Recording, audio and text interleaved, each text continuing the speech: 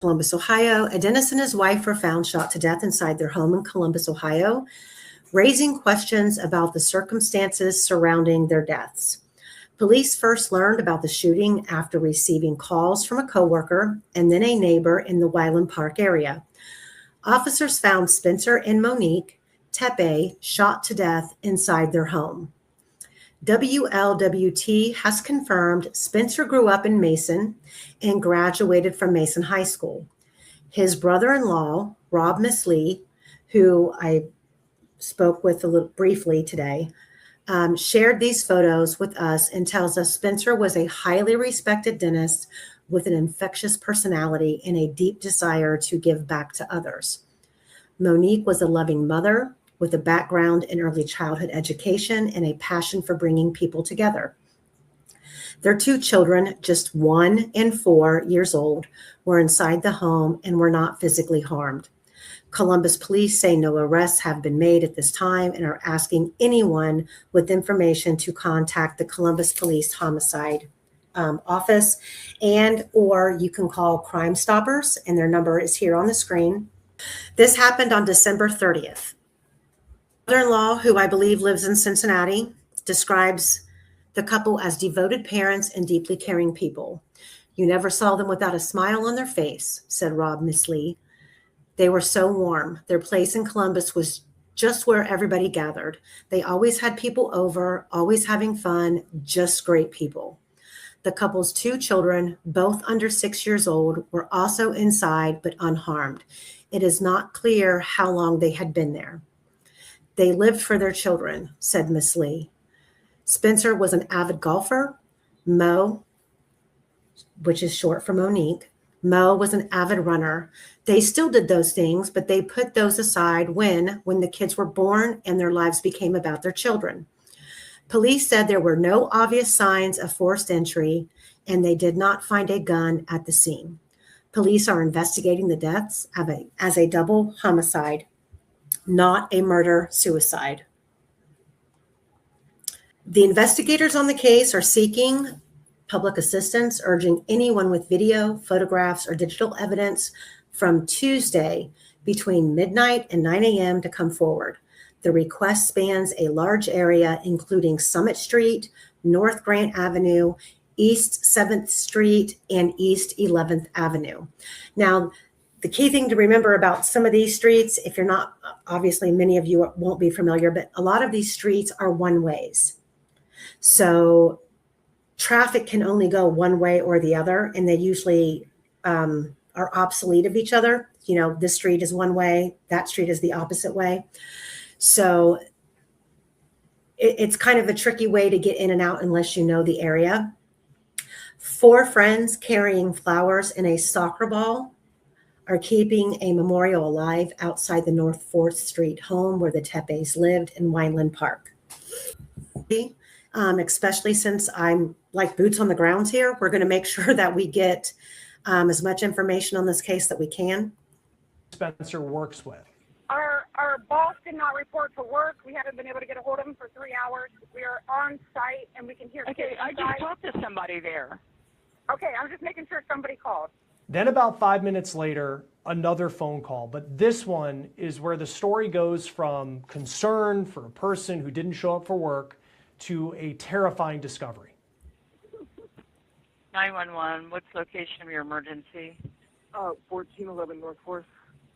Okay, 1411 North 4th. We've got several calls on that. What's changed since the last person I talked to? There's a body. There's a body inside? Yeah. Okay, hold on 1 second. Let me get you on the line with the medic, okay? Stay on the line.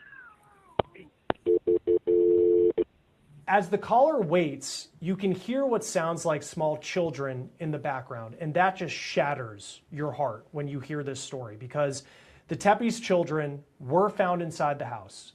The good news, if there is any good news in a story like this, it's that the kids were unharmed, but people could hear them potentially crying inside the house as they waited for officers to arrive. There's a body. Our friend wasn't answering his phone. We just did a wellness check. We just came here, and he appears dead. There's blood. He's laying next to his bed, off of his bed, and there's blood. I can't get closer to see more than that. Okay, so you can tell he's obviously not breathing or anything. Yeah. Is it like cuddle, like you know? Does he look like? It doesn't look cuddled. I can't look. Okay, all right, understand. Okay, and then when was the last time somebody spoke to him? Yesterday, I suppose. Yesterday. Okay. Yeah. How old is he? 37. 37. Okay. Is he like a drug user or anything like that? No. Okay. All right. Just that's a really young age. Yeah, I understand. Okay. All right, we're on our way. So that concerned friend says that they saw Spencer's body inside the home. Caller saying they can hear kids inside. Thought he heard one of them yelling. Now we're getting another call saying there's a body inside. S3 receiving copy. Who's saying there's a body inside? We also have recordings of police putting out the word on dispatch that they are going to need to get units to get to this house. Somebody's telling CFD that he's laying next to the bed and there's blood laying next to him. And when police went inside the home, they found Spencer dead, as well as his wife. WSYX-TV says that Dr. Tepe was shot multiple times and Monique had at least one gunshot wound to the chest. Now, police do not have the murder weapon at this point. They do not believe that this is a murder-suicide. They believe that someone came into this house and fired those rounds. It is believed, just based off of the 911 calls, that Spencer was found dead in his bed. We didn't hear anything as far as where Monique was potentially found in the home, but it's important to note as well that police say at this time there were no signs of forced entry into the house. And the couple's children, they were unharmed. So of course, let's talk about that potential clue that was put out there by the Columbus Dispatch. That's the newspaper in Columbus. And it says that there is a mention of a call for a 41A, which is police code for a robbery report. That was in a dispatcher report from the evening related to the address where the Tepes were found dead. Now, the newspaper says it hasn't received any further information from police on that potential clue at this point. But neighbors in this part of Columbus say that it is not an area that typically sees a lot of crime. And even those who didn't have relationships with the Tepes, they say that they seemed like a very normal family. Now, And I'm going to continue to cover this case as more information comes out. And if you scroll up, let me see if I can repost it here. There is a Facebook link on the screen right now for the family who is currently caring for the couple's two younger children, the 4-year-old and the 1-year-old, a little girl and a little boy.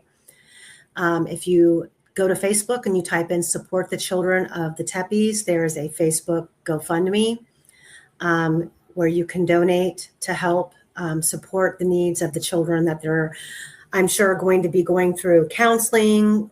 They have, I don't believe there's been a funeral yet.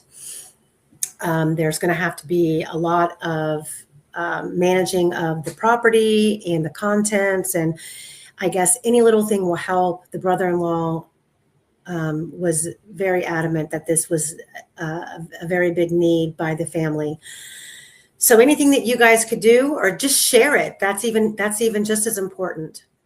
Any information about this case, please contact the Columbus Police Homicide Unit at 614-645-4730 or Crime Stoppers here in Columbus.